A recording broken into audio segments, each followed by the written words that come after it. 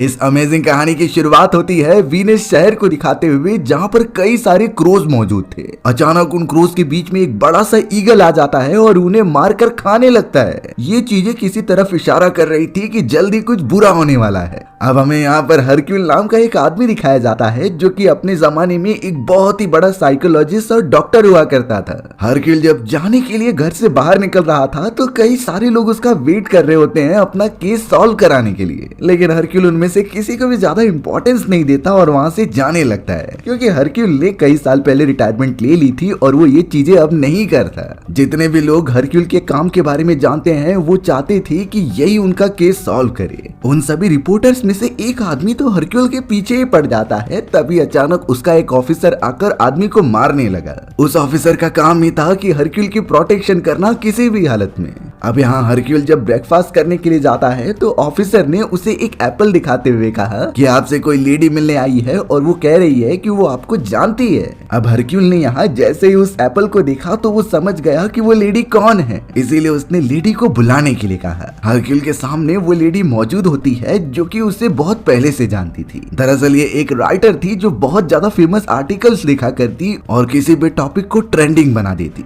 इस राइटर ने अपने जमाने में हरक्यूल के साथ काम भी किया था और तब से ही वो दोनों बहुत ही अच्छे दोस्त हैं। अब यहाँ पर वो राइटर हरक्यूल के सामने एक बहुत ही इंपॉर्टेंट और पेचीदा केस लेकर आई थी। भले ही हरक्यूल ने केसेस सॉल्व करना बंद कर दिया हो, लेकिन वो फिर भी राइटर दोस्त के कन्विंस करने के बाद उसे सुनने के लिए राजी हो जाता है। राइटर ने बताया कि रिवोना नाम की एक फेमस पर्सनालिटी की बेटी बहुत बुरी तरीके से मर चुकी है। उसकी बेटी की अपने लवर के साथ एंगेजमेंट हो चुकी थी और वो कुछ समय में शादी करने वाले थे, लेकिन रिवोना की बेटी इस अनजान तरीके से कैसे मरी और इसके पीछे किसका हाथ है, ये चीजें अभी तक मिस्ट्री है और इन चीजों का पता लगाया जा रहा था। राइटर ने बताया कि रिवोना सोचती है कि उसकी बेटी के मरने के पीछे भूत प्रेतों का हाथ है। उसके घर में कुछ ऐसे भूत और आत्माएं रहती हैं जिसने की फोर्स किया कि उसकी बेटी मर जाए। इन्हीं चीज के बारे में पता लगाने के लिए रिवोना ने कई सारे प्रीस्ट और कई सारे ऐसे लोगों को बुलाया है जो भूत प्रेतों से एक्चुअल में बात कर सकते हैं। हरक्यूल इन पूरे टॉपिक को सुनकर थोड़ा सा चौंक गया और उसे इंटरेस्ट आने लगा था। कल हैलोवीन है और रिवोना ने अपने घर पर बहुत ही बड़ी पार्टी रखी थी। इस पार्टी में वो बहुत सारे बच्चों को लाएगी और उन्हें अच्छी तरीके से ट्रीट करेगी, इसीलिए राइटर हरक्यूल को भी इनवाइट करती है उस हैलोवीन पार्टी में, क्योंकि उसकी बात कुछ खतरनाक होने वाला था। हरक्यूल को भी देखना था, इसीलिए वो उसके साथ चला गया। अब हमें यहाँ रिवोना के घर पर दिखाया गया कि कई सारे बच्चे हैलोवीन को सेलिब्रेट कर रहे हैं। सारे बच्चों को अंदर बुलाकर बहुत सारी चित्र कथाएं सुनाई गई। इस चित्र कथा में बताया जा रहा था कि इस घर के अंदर बहुत सारी बुरी आत्माएं रहती हैं और इन्हीं आत्माओं ने एक ऐसी बीमारी फैला दी थी जिससे कि सभी बच्चे कैंसर से मरने लगे थे। मरने के बाद उन सारे बच्चों की आत्माएं इसी घर के अंदर कैद रह चुकी हैं और जो भी घर को विजिट करता वो उन्हें डराने की कोशिश करती।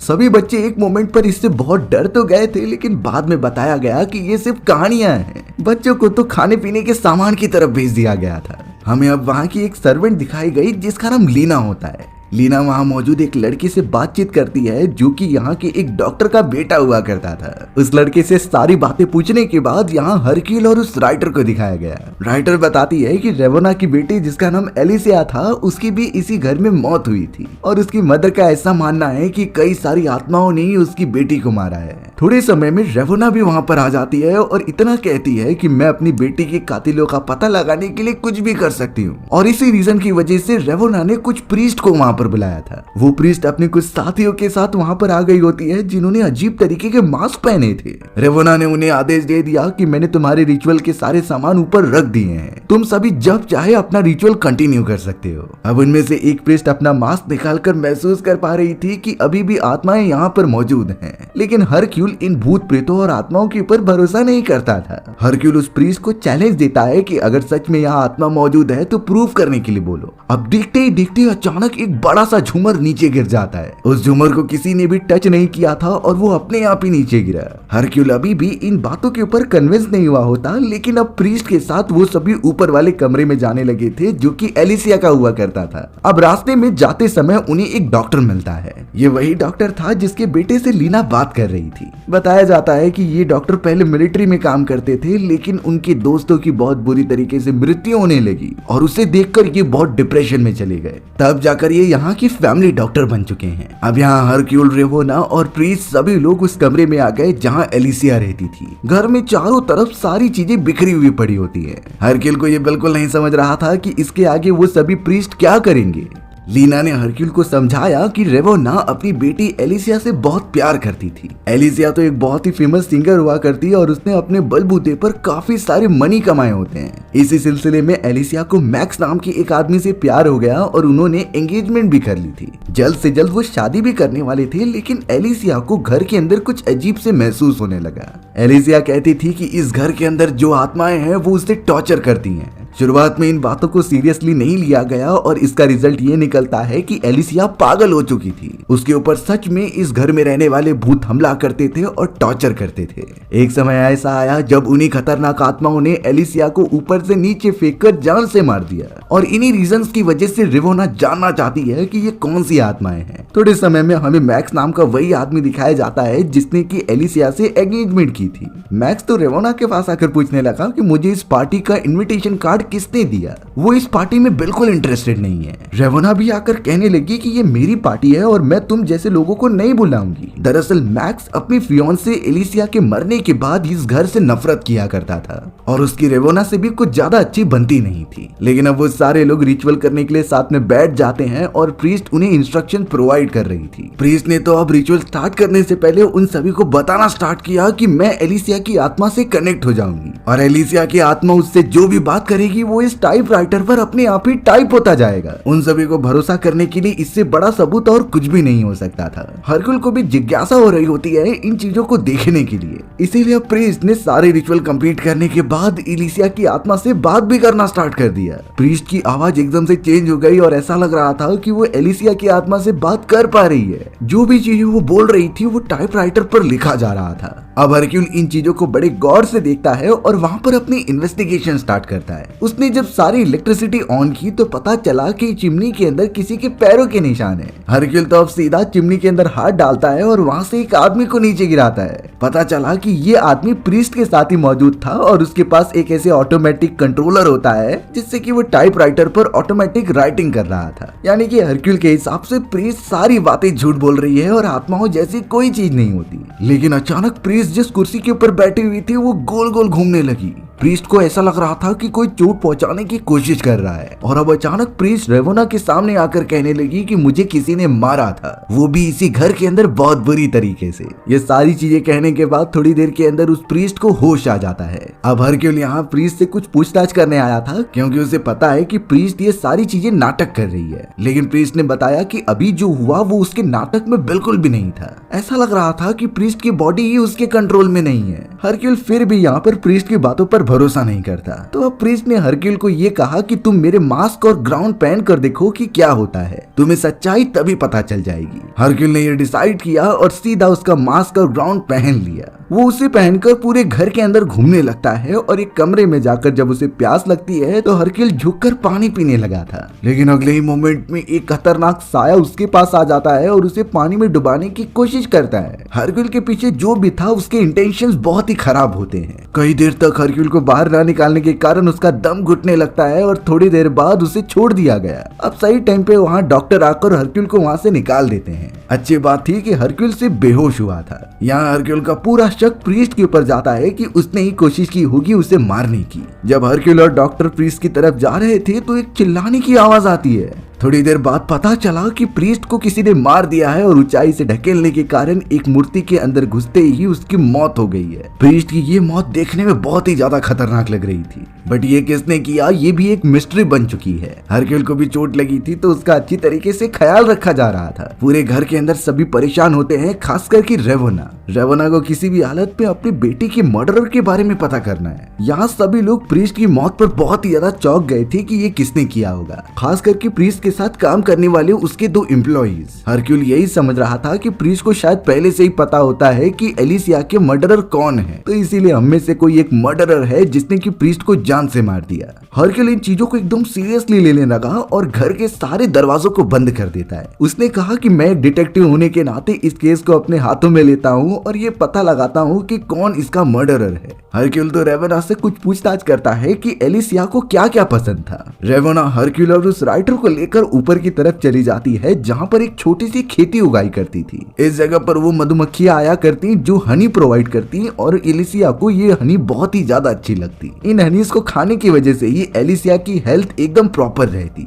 पर अब रेवेना हरक्यूल को ये भी कहती है कि मुझे अपनी बेटी की आवाजें सुनाई देती हैं। ऐसा लगता है कि वो बहुत ज्यादा तकलीफ में है और उसके साथ हुई चीजों के लिए इंसाफ मांग रही है। हरक्यूल ने सारी चीजें नोटिस की और वहाँ पर अपनी इन्वेस्टिगेशन स्टार्ट कर दिया। हरक्यूल को कहीं न कहीं एलिसिया के फियांसे मैक्स के ऊपर शक था, क्योंकि सभी लोगों में से वही एक एकदम चिल रहता है जैसे कि कुछ हुआ ही ना हो। फिर भी बिना किसी सबूतों के एलिगेशन लगाना बिल्कुल भी गलत है। इसीलिए हरक्यूल ने और भी ज्यादा सबूत इकट्ठा करने का डिसाइड किया। हरक्यूल जब यहाँ डॉक्टर के पास आया जो कि प्रीस्ट के बॉडी का पोस्टमार्टम कर रहे थे, तब रिपोर्ट्स में डॉक्टर ने यही बताया कि इनके बॉडी पर किसी तरीके की जबरदस्ती के निशान नहीं है, बल्कि ऐसा लगा कि प्रीस्ट खुद ही वहां पर चलते हुए गई और वहां से कूद गई।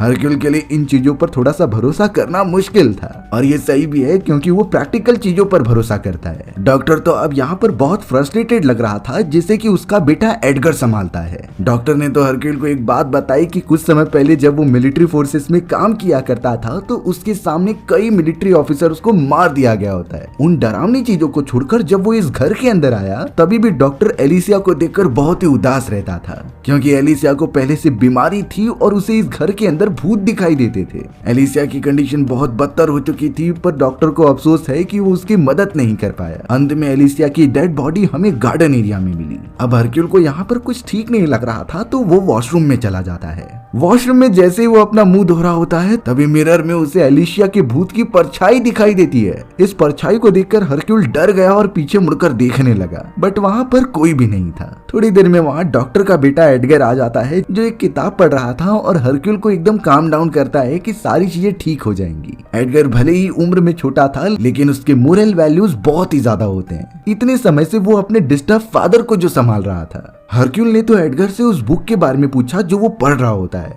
एडगर ने तो अब हरक्यूल को बताना स्टार्ट किया जो काफी इंटरेस्टिंग होती है। अब हरक्यूल यहाँ पर जैसे ही थोड़ा आगे बढ़ता है तभी अचानक उसे एक लड़की दिखाई दे रही थी। हरक्यूल तो उस लड़की से रिक्वेस्ट करता है कि तुम सामने आ जाओ, हम तुम्हें कुछ भी नहीं करेंगे। थोड़ी समय में वहाँ पर राइटर आ जाती है जो कि हरक्यूल से पूछने लगी कि आप किससे बात कर रहे हो। हरक्यूल ने सब बता दिया कि मैं उस लड़की को कन्विंस करने की कोशिश कर रहा हूँ कि वो हमारे सामने आ जाए, पर अफसोस उस जगह पर कोई भी लड़की नहीं थी। राइटर को अब हरक्यूल के ऊपर शक हो गया था कि उसे हेलुसिनेशन होने लगे हैं, बट अगले ही मोमेंट में ऐसी खतरनाक आवाजें आने लगी जो सभी एक्सपीरियंस कर पा रहे थे। हर कोई कोशिश करने लगा उस आवाज के सोर्स को ढूंढने के लिए, क्योंकि वो समय के साथ बढ़ती जा रही थी। इन चीजों की वजह से सच में अब उन्हें ये घर हॉन्टेड लगने लगा था। अब यहाँ पर सभी आवाज को फॉलो करते हुए बेसमेंट की तरफ चले जाते हैं और पूरी तरीके से शॉक रह गए। पता चला कि बेसमेंट के अंदर तो कई सारे बच्चों की डेड बॉडीज पड़ी हुई हैं और उनकी हालत सच में बहुत ज्यादा खराब हो गई थी। एडगर ने देखते ही ये बताया कि ये वो सारे बच्चे हैं जो कि बीमारी के कारण मारे जा चुके थे और इसकी ही कहानियां हमें चित्रकथा के द्वारा सुनाई गई थी। तभी अचानक मैक्स कहने लगा कि शायद हो सकता है कि ये सारी चीजें एडगर के फादर डॉक्टर ने की होगी।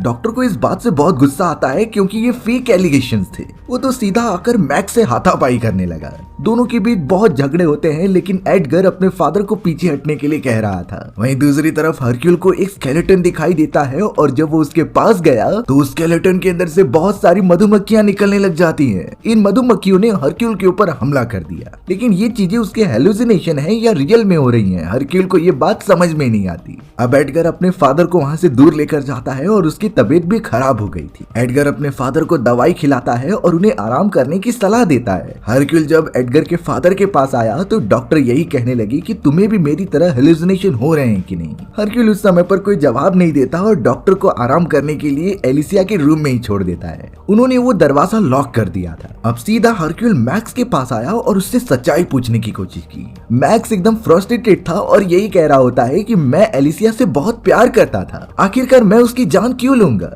उसने पहले की बात बताई कि जब वो दोनों शादी करने वाले थे तो वो इसे घर में आकर रहने लगे, लेकिन कुछ समय बाद एलिसिया का बिहेवियर एकदम से चेंज हो गया और वो एकदम पागलों जैसा बिहेव करने लगी। उसने मेरे साथ ब्रेकअप करना चाहा और यहाँ कुछ दिनों बाद मैक्स को एलिसिया के मरने की खबर मिलती है। मैक्स इस खबर से इतना ज्यादा डिस्टर्ब हो गया कि उसे इस घर से चिढ़ होने लगी। और वो तो इस इनविटेशन पर आना भी नहीं चाहता था। हरक्यूल तो अब मैक्स से वो इनविटेशन मांगता है जो उसे मिला था। इनविटेशन कार्ड को हरक्यूल बड़ी बारीकी से देखने लगा था। हरक्यूल जब उस इनविटेशन कार्ड को पढ़ रहा था तभी उसे अपने सामने एक एप्पल दिखाई देता है। ऐसे ही एप्पल उसे कई जगह पर दिखाई दिए थे। अब इन चीजों को बहुत बार सोचने के बाद हरक्यूल को कुछ पता चला था। हरक्यूल तो अब यहाँ मैक्स के ऊपर शक करने के बजाय सीधा उस राइटर और अपने ऑफिसर पर शक करता है। वो उन दोनों को कमरे में बुलाता है और कुछ पूछताछ करने लगता है। हरक्यूल को पता था कि उसकी राइटर दोस्त को एप्पल बहुत ज्यादा पसंद है और इसी वजह से वो इस केस का कनेक्शन उस राइटर और ऑफिसर से कर रहा था। हरक्यूल को ये भी पता चलता है कि जब एलिसिया का मर्डर हुआ था तो ऑफिसर ही इस जगह पर आकर उसे पानी में से निकाला था। उसके बाद ऑफिसर ने सबूत मिटाने के लिए क्या क्या चीजें की होंगी ये हरक्यूल को भी नहीं आइडिया, लेकिन हरक्यूल को इतना समझ गया था कि राइटर ये चाहती थी कि वो उसके लिखे गए नॉवेल्स और सारी चीजों के ऊपर भरोसा करे, यानी काली शक्तियां और भूत प्रेत होते हैं। यही रीजन था कि राइटर ने हरक्यूल को यहाँ पर बुलाया और सारी चीजें करवाई। प्रीस्ट का भी मर्डर राइटर नहीं किया था ऐसा हरक्यूल को लगता है। थोड़े समय बाद राइटर ये एक्सेप्ट कर लेती है कि उसने हरक्यूल को जानबूझकर यहाँ बुलाया उसका भूतों पर से शक दूर करने के लिए। अब अचानक यहाँ पर पता चलता है कि डॉक्टर को एलिसिया के कमरे में रखा गया था, उन्होंने अपने आप को चाकू मारकर जान ले ली है। एडगर जब अपने फादर को मरा हुआ देखता है तो वो बहुत ही दुखी हो गया। वो तो दूसरे कमरे में जाकर रो रहा होता है। इस मर्डर के बाद रेवेना और बाकी सारे लोग काफी डर गए थे। उन्हें यही लगने लगा कि घर में जो भूत है उन्होंने प्रीस्ट को जिस तरीके से मारा था उसी तरीके से डॉक्टर को कंट्रोल करके जान ले ली, यानी ये घर हॉन्टेड है और उन्हें यहाँ से निकलना होगा। सभी अब जल्द से जल्द अपना सामान इकट्ठा करने लगे ताकि यहाँ से बाहर निकला जा सके। लेकिन यहाँ हरक्यूल हर मुमकिन कोशिश करना चाहते थे कि वो सच्चाई पता लगाए। हरक्यूल के सामने लीना आ जाती है और वो उसे कुछ बता रही थी। लीना ने ये कहा कि जब एलिसिया बीमार थी तो उसकी हालत बिगड़ती जा रही होती है और ये तब से होना स्टार्ट हुआ जब रेवेना ने उसे एक अजीब तरीके की मेडिसिन दी। लीना को कहीं ना कहीं लगता है कि उस मेडिसिन की वजह से ही एलिसिया को हेलुसिनेशन आए और उसकी मौत हो गई। हरक्यूल को अब अचानक एलिसिया के फोटो फ्रेम्स मिलने लगे थे जिसमें कि छोटी एलिसिया मौजूद थी।